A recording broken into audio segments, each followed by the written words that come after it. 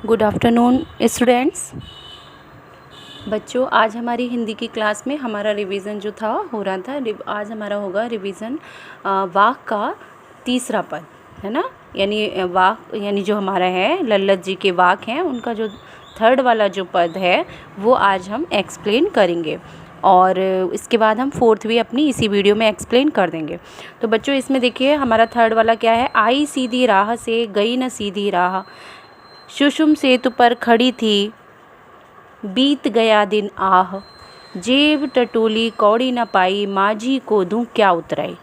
यानी प्रस्तुत जो हमारा पद है इसमें जो लल्लत जी ने तंत्र साधनाओं के द्वारा ईश्वर की प्राप्ति के जो प्रयास किए जाते हैं उन आडंबरों का विरोध किया है और उनकी बजाय सहज मार्ग को अपनाने की प्रेरणा दी है। ये कहा है कि लोग कहते हैं कि अरे हम सुषुम्ना नाड़ी मतलब कहा है कि सुषुम्ना नाड़ी से आप ध्यान लगाओगे तो क्या होगा, तो ईश्वर की प्राप्ति हो जाएगी। और तंत्र साधना तपस्या करोगे, योग करोगे, भूखे रहोगे, इतने दिन उपवास रखोगे तो आपको ईश्वर की प्राप्ति हो जाएगी। लेकिन इन सब चीज़ों का जो है लल्लत जी ने विरोध किया है।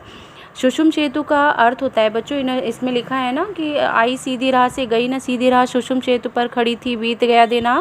तो मैं पहले आपको सुषुम सेतु का अर्थ बताती हूँ। सुषुम सेतु का अर्थ है सुषुम्ना नाड़ी। यानी हठ योग से हम शरीर में तीन प्रकार की जो होती है वो तीन प्रधान नाड़ियाँ होती हैं और उसमें से जो नासिका के मध्य का भाग होता है वही हमारी वहाँ पर हमारी सुषुम्ना नाड़ी होती है। और कहते हैं कि जब हम ध्यान लगाते हैं उस सुषुम्ना नाड़ी के द्वारा तो हमें ईश्वर की प्राप्ति होती है। लेकिन यहाँ पर लल्लत जी ने इन सब टेढ़े मेढ़े मार्गों का विरोध करते हुए एक सीधी राह यानी सहज क्या है, सबको समानता से देखो, सबके साथ प्रेम करो, सबको ईश्वर की भावना से देखो। ईश्वर की यानी जानो कि सब में ईश्वर का अंश है। हम सब क्या हैं, ईश्वर के ही तो अंश हैं। तो अगर हम एक दूसरे को परेशान करेंगे, एक दूसरे को कष्ट पहुंचाएंगे तो इसका मतलब है हम ईश्वर के साथ जो है वो गलत कर रहे हैं। तो यही सब का है, क्योंकि हम सब सारे जितने भी इस दुनिया में जीव जंतु हैं, मनुष्य हैं, प्राणी हैं, जो भी हैं वे सब हम क्या है, ईश्वर का ही अंश है। तो इसमें कह रही है कवित्री कहती हैं कि आई सीधी राह से गई न सीधी राह की, जिस परमात्मा ने मुझे सहज साधारण रूप से इस संसार में भेजा था। यानी जब मैं आई थी इस संसार में तो कैसी थी, मतलब सहज रास्ते पर भेजा था। तो कह रहे हैं कि ईश्वर ने मतलब हमें जो सहज रास्ते से हमें मतलब जब हम आए थे तो हमारे अंदर कोई भेदभाव, कोई ईर्ष्या, कोई द्वेष नहीं था। तो जब हम इस संसार में आए थे तो हम एकदम भोले वाले अच्छे जो शुद्ध और साफ मन के थे।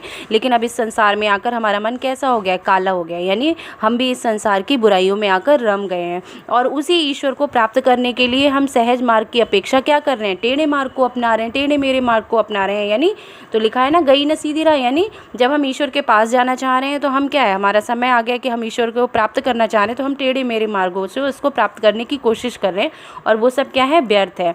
कई तरह के मंत्र और तंत्र की साधनाओं के द्वारा हम क्या लिखा है, सुषुम सेतु पर खड़ी थी बीत गया दिन आह। कह रहे हैं कि कई तरीके के तंत्र साधनों के सहारे हम सुषुम्ना नाड़ी को जागृत कर परमात्मा को प्राप्त करने के भ्रम में जो है वो हमने अपना संपूर्ण जीवन जो है वो बिता दिया है। हमने अच्छे कर्म नहीं किए बल्कि हमने क्या करा, तंत्र साधनाओं का प्रयोग किया, सुषुम्ना नाड़ी को जागृत किया, उपवास किया, योग किया।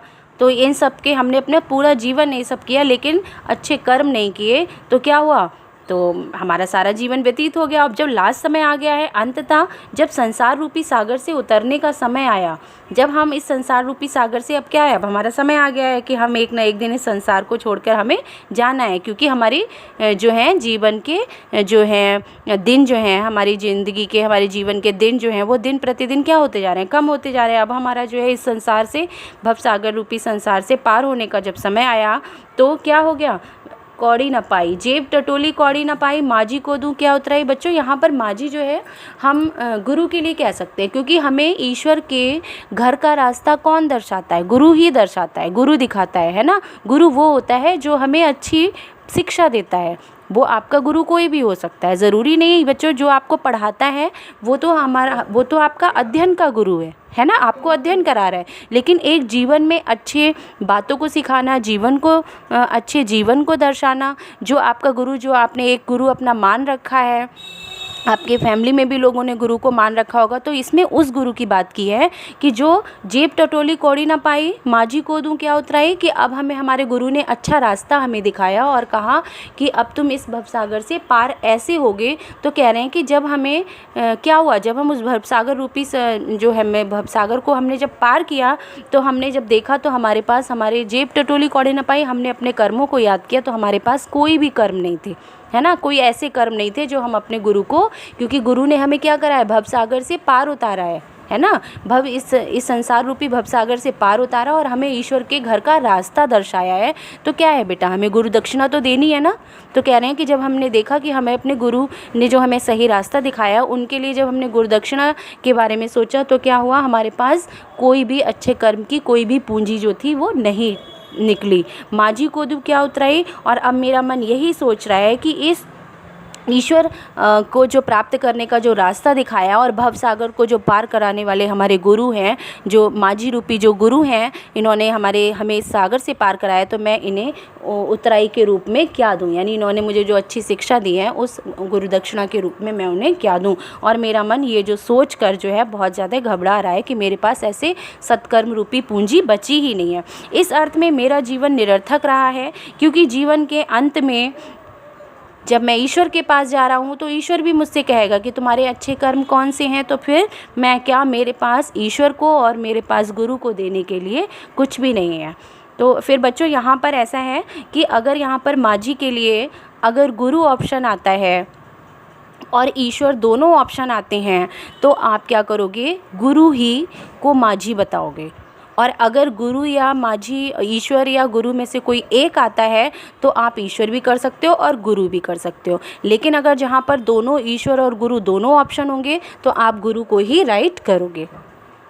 अब देखिए बच्चों, अब जो सेकंड पैराग्राफ वो हमारा जो फोर्थ वाला है, इसमें देखिए, थल थल में बसता शिव ही, भेद न कर क्या हिंदू मुसलमान, ज्ञानी है तो स्वयं को जान, वही है साहिब से पहचान। यहाँ पर क्या है, जो फोर्थ पैराग्राफ है बच्चों, तो फोर्थ पैराग्राफ में यहाँ पर कवित्री जो है वो बता रही हैं कि कण कण में ईश्वर का वास है, यानी कण कण में ईश्वर जो है वो विराजमान है।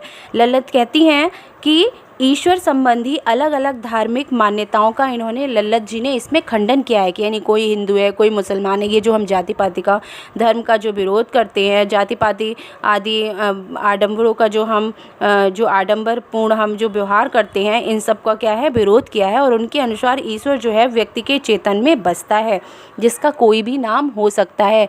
व्यक्ति के चेतन में यानी व्यक्ति के अंदर ईश्वर क्या है, ईश्वर का वास है, तो उसका कोई भी नाम हो सकता है। उसका हिंदू भी हो सकता है, मुसलमान भी, राम भी हो सकता है, उसका रहीम भी हो सकता है, और उसका मतलब जॉर्ज भी हो सकता है, यानी क्रिश्चियन नेम भी, कुछ भी हो सकता है। तो उन्होंने कहा है कि हमें जो है जाति धर्म का भेदभाव नहीं करना है, और इसमें जो है उन्होंने जाति धर्म के भेदभाव का विरोध किया।